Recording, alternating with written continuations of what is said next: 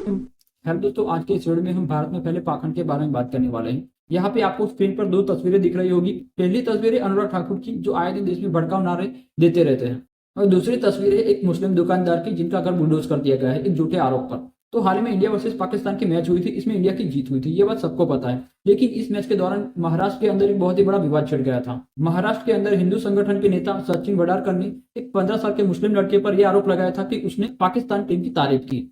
हालांकि इस बात का कोई सबूत नहीं था। इस बात पे इन्होंने पुलिस स्टेशन में एक एफआईआर दर्ज करवाई, और पुलिस अधिकारी इस बात की एफआईआर दर्ज भी कर लेता है बिना किसी सबूत के। तो उसके बाद क्या होता है, सचिन वडारकर और अन्य 50 लोग मिलकर इस लड़के को मारते हैं और वहां पे जुलूस भी निकालते हैं। इस लड़के का घर भी तोड़ दिया जाता है और इसकी दुकान भी तोड़ दी जाती है। लेकिन जब मीडिया वाले इस पुलिस ऑफिसर को पूछते हैं कि ये जो शिकायत की थी किसने की थी और इसका कोई साक्ष्य है, तो पुलिस ऑफिसर ये कहता है कि इसका कोई वीडियो प्रूफ नहीं है, ना ही कोई अन्य सबूत है। ये शिकायत हमने सचिन वडारकर के कहने पर दर्ज की थी, यानी कोई सबूत नहीं था। मुफ्त का बेचारे का घर और दुकान तोड़वा दी। तो अब बात करते हैं अनुराग ठाकुर की। अनुराग ठाकुर आए दिन देश में भड़काऊ नारे देते रहते हैं। गद्दारों को गोली मारो, सालों को देश के गद्दारों को पीछे तक आवाज आनी चाहिए, गिरिराज जी को सुनाई दे। देश के गद्दारों को, देश के गद्दारों को डैश डैश डैश, आपने सुना होगा। तो अनुराग ठाकुर हाल ही में पाकिस्तानी क्रिकेटर अफरीदी के साथ बैठकर मजे से मैच देख रहे हैं और हंस हंस के बातें भी कर रहे हैं। तो यहाँ पर आप क्या कहना चाहोगे? क्या अनुराग ठाकुर की सदस्यता रद्द नहीं होनी चाहिए? क्या इनका घर नहीं टूटना चाहिए? दूसरा एक और पाखंड बता देता हूँ। महाराष्ट्र के अंदर एक जराई गांव है, वहां पे मुस्लिम की एक चाय की दुकान थी। वहां पे एक लग्जरी बस आके रुकती है और उसमें से एक यात्री उतरता है। मुस्लिम व्यक्ति और उस यात्री के बीच में कुछ बातचीत होती है और विवाद छिड़ जाता है। उसके बाद नीतीश राणे इसके अंदर कूदते हैं सांप्रदायिक भड़काने के लिए। तो नीतीश राणे शिकायत कर देता है पुलिस स्टेशन में, और नीतीश राणे की शिकायत ली जाती है। और उसके बाद क्या होता है, मुस्लिम विक्रेता की चाय की दुकान तोड़ी जाती है। अब तीसरा सबसे बड़ा पाखंड सुनिए। गुजरात के अंदर प्राजित नाम का एक शहर है, वहां पे सत्ता पार्टी का एक विधायक है गजराज सिंह। उन्होंने 2020 में एक लड़की के साथ रेप किया था, यानी दुष्कर्म किया था। तो इस बात की शिकायत लिखाने के लिए वो पीड़िता जाती है पुलिस स्टेशन में, लेकिन पीड़िता की फरियाद नहीं ली जाती। पीड़िता की फरियाद ली जाती है 3 साल बाद, जब गुजरात हाईकोर्ट ये कहती है कि भाई पर इसकी शिकायत तो लिखो, तब उसकी शिकायत लिखी जाती है। क्यों? क्योंकि सत्ता पार्टी का नेता होता है। ये पाखंडता है। चौथा एक पाखंड बता देता हूँ। गुजरात के अंदर वडोदरा नाम का एक शहर है, वहां पे रूलिंग पार्टी का नेता आकाश गोहिल एक लड़की के साथ रेप करता है, उसके साथ दुष्कर्म करता है। लेकिन जब ये लड़की पुलिस स्टेशन में फरियाद लिखने जाती है 2 बजे, तो उसकी फरियाद नहीं ली जाती। फरियाद ली जाती है रात के 11 बजे। तो ये क्या है? एक पाखंड है।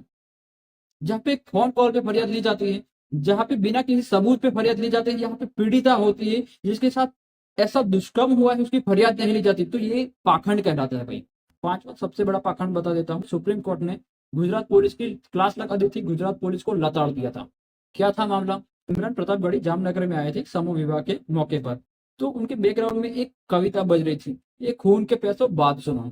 तो गुजरात पुलिस ने एक एफआईआर दर्ज कर ली थी। ये जो कविता है वो धार्मिक भावना को आहत करता है और विभिन्न समूहों के बीच नफरत बढ़ाने का प्रयास कर रही है, ऐसा आरोप लगाकर इन पर एफआईआर दर्ज कर ली थी। तो इमरान प्रतापगढ़ी जाते हैं गुजरात हाईकोर्ट में एफआईआर को रद्द करवाने के लिए।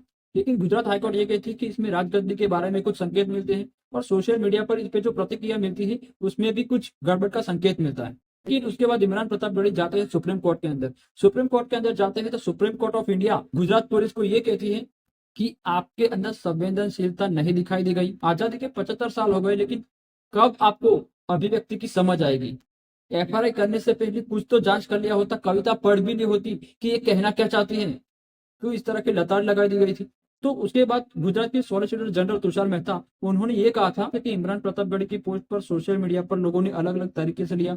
तो उस पर भी सुप्रीम कोर्ट ने ये कहा कि यही तो समस्या है, क्रिएटिविटी का कोई सम्मान ही नहीं। तो सुनवाई करते हुए सुप्रीम कोर्ट के जस्टिस अभय एस ओका और उज्जवल भोइन की बेंच ने यह कहा कि ये कविता ना ही किसी धर्म विरोधी है, ना ही राष्ट्र विरोधी है। ये कविता अहिंसा का संदेश देती है, अहिंसा को बढ़ावा देती है, प्यार का संदेश देती है। इस कविता का उन्होंने अनुवाद भी किया था। जो खून के प्यासे हैं वो हमारी बात सुने, न्याय की लड़ाई में अगर अन्याय मिले तो उस अन्याय का सामना हम प्रेम से करेंगे। इस कविता का मतलब इस तरह का है। तो एक तरफ एक छोटी सी बात है जिसमें कुछ भी ऐसा राष्ट्र विरोधी नहीं है, ना ही कुछ धर्म विरोधी, फिर भी एफआईआर हो जाती है। लेकिन दूसरी ओर आप देखो कि महाराष्ट्र के अंदर, यूपी के अंदर, बिहार के अंदर मस्जिदों के सामने मुसलमानों को गाली दी जाती है, ऐसी ऐसी गाली दी जाती है, फिर भी कोई एफआईआर नहीं की जाती।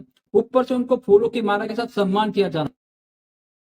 तो ये क्या है? ये पाखंड नहीं तो और क्या है? सुप्रीम कोर्ट ने जिस तरह से गुजरात पुलिस को लगातार लगाया, इस तरह से गुजरात हाईकोर्ट को भी कुछ कहना चाहिए था।